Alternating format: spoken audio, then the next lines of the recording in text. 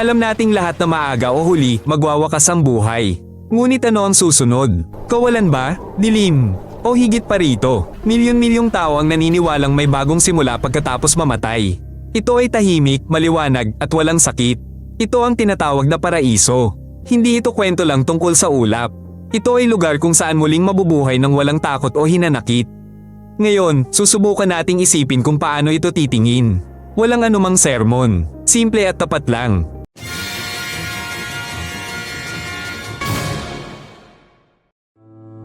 Ang mga Kristiyano, Muslim, Budista at kahit simpleng mangarap ay may kanya-kanyang ideya. May nagsasabi ng mga hardin, ang iba na may ng liwanag at ang ilan na may muling pagsilang. Ngunit halos sa lahat, ang langit ay kapayapaan, init at pagmamahal. Bakit ganoon kadami ang iba't ibang paglalarawan? Dahil ang tao sa iba't ibang bansa ay sinubukang ipaliwanag ang hindi maunawaan. Ang pangarap ay iisa, ang kaluluwa ay di mawawala kundi mabubuhay sa mas magandang lugar. Paano kung program lang pala ito? Ang teorya na tayo'y nasa simulation ay kakatwa. Ngunit seryoso itong pinag-uusapan. Kung gayon, ang langit ay susunod na antas lang. Siguro pag namatay tayo, eye off lang tayo. At mapupunta tayo sa lugar na walang sakit o takot. Parang kakaiba, pero bakit hindi? Ang mahalaga, tunay na payapa doon. Hindi lang isang magandang screen na walang pakiramdam. Sa Kristyanismo, ang langit ay katahimikan, liwanag, kabutihan at Diyos na malapit. Doon, walang iiyak, tatanda o mamamatay. Makikita mong muli ang mga mahal sa buhay. Pwedeng magsimula sa malinis na pahina.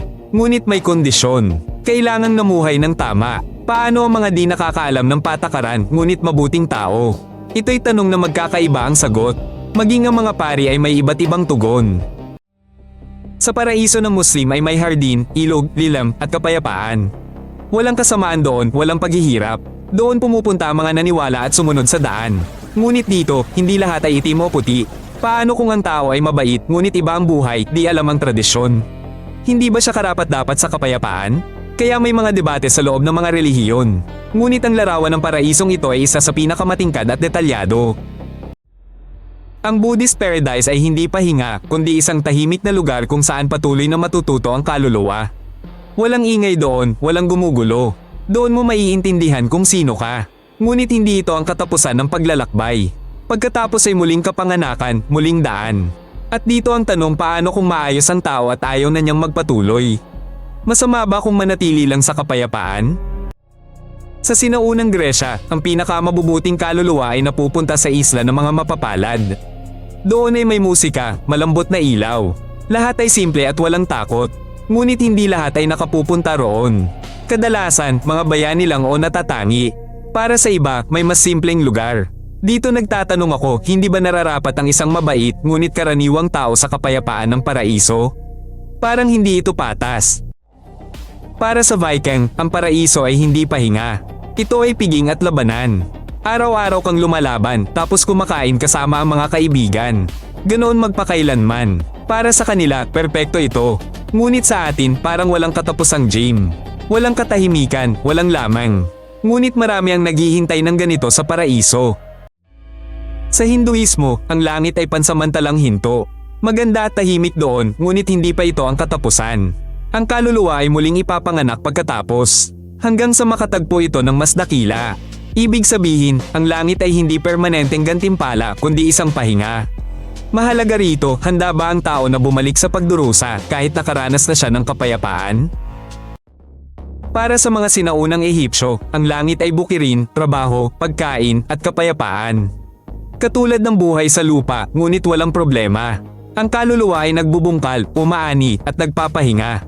Maginhawa, ngunit pagkatapos ng buhay dito, gusto pa rin bang magtrabaho? Kahit walang pagod, o baka ang langit ay pamilyar na ayos lang ngunit walang sakit. Isa sa mahirap na tanong, paano ang mga bata? Nasa langit din ba sila? Kung oo, nananatili ba silang bata? O lumalaki sila doon? Naaalala ba nila ang kanilang magulang? May iba't ibang sagot sa bawat paniniwala. Ngunit gusto ng lahat na ang mga nawala ng maaga ay ligtas at hindi nalulumbay. Hindi ito teorya, ito ay pag-asa. Makakarating ka sa paraiso. Kasama ba ang katawan mo?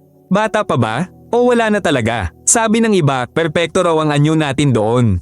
Ang iba naman, walang katawan, puro espiritu lang. Pero paano mo mayayakap ang mga mahal mo? Mahahawakan mo ba ang bulaklak? O iba ang pakiramdam ng lahat? Mahirap itong isipin. Ngunit kung walang sakit doon, baka hindi na mahalaga ang katawan. Maalala mo ba ang lahat? O makakalimutan ng masama? Sabi ng iba, sa paraiso, wala tayong maalala. Ang iba naman, lahat ay mananatili. Ngunit kung naaalala mo ang galit, kamatayan, takot, paano ka sasaya? At kung makalimutan mo ang lahat, mananatili ka pa ba bilang ikaw? Parang iisa lang ang sagot, ang alaala sa paraiso ay hindi nabubura, kundi humihinto lang sa pagkirot. Ang pinakamainit na pag-asa ay muling makita ang mga minamahal. Yamakap sa ina, makipag-usap sa kaibigan, madama ang mahal sa buhay. Halos lahat ng relihiyon ay nangangako nito. Ngunit paano kung ang mahal sa buhay ay nasa ibang lugar? O wala na sila? Magiging langit ba kung ikaw lang doon? O ipakita sa iyo ang mga kopya? Wala na namang malinaw na sagot dito. Ngunit lahat ay naniniwala, ang tunay na pag-ibig ay hindi nawawala. Paano naman ang ating mga alaga? Ang mga nawalan ng pusa o aso ay umaasa, nandoon din sila. Malapit, walang sakit, walang takot. Ang iba ay naniniwalang may kaluluwa ang mga hayop. Ang iba ay naniniwalang sila'y nawawala lang. Ngunit may langit ba kung wala ang mga minahal natin ng buong puso? Naniniwala ang mga tao kung may tunay na koneksyon, hindi ito mawawala. Walang oras doon, walang Lunes. Ang oras ay tila humihinto. Ngunit kung lahat ay walang hanggan, hindi ba ito magiging nakababagot? Para sa ilan, ito ay parang panaginip. Para sa iba, isang bitag. Upang hindi magsawa, madalas itong nagtatampok ng pagbabago sa langit, pagtatagpo, pahinga, kaalaman. Isang bagay na malumanay, hindi tulad ng schedule. Para ang kawalang hanggan ay maging kagalakan, hindi pagod. Kung maayos ang lahat, nalulungkot pa rin ba minsan? O bawal ito? O baka nawawala lang ang kalungkutan? Walang sakit, takot, o pangamba, pawang masasayang damdamin lang ang naiiwan. Ngunit kung perpekto ang lahat, hindi ba nawawala ang interes? Ang sagot ay simple, sa paraiso, may galaw, pagtuklas, at pakikipag-ugnayan. Hindi obligasyon, kundi kagalakan. Kaya hindi dumarating ang pagkabagot. Ikaw ba mismo ang nagdedesisyon doon? O naisaayos na ang lahat? Maaari bang sabihin ang ayaw ko? Iba ang kailangan ko. May pagkakataon bang umalis? O ito ay magpakailanman? Mahalaga ang kalayaan. Kung wala ito, maging ang pinakamagandang paraiso ay nagiging hawla. Kaya sa isang mabuting paraiso, di nawawala ang karapatang maging sarili. Kahit perpekto ang lahat. Paano kung nasa langit ka tapos katabi mo ang umapi sa'yo? Ano na ngayon? Pwede ka bang lumigaya sa tabi ng nanakit sa'yo? May naniniwalang hindi sila makapasok doon. Ang iba naman ay naniniwala na nagbabago ang kaluluwa. Mahalaga na huwag ipikit ang mata sa sakit pero huwag din itong bitbitin ng walang hanggan. Marahil sa langit, lahat ay nalalagay sa tamang ayos. Walang paghihiganti kundi may katotohanan. Hindi natagpuan ng mga siyentista ang patunay ng langit. Pero hindi rin nila ito pinabulaanan.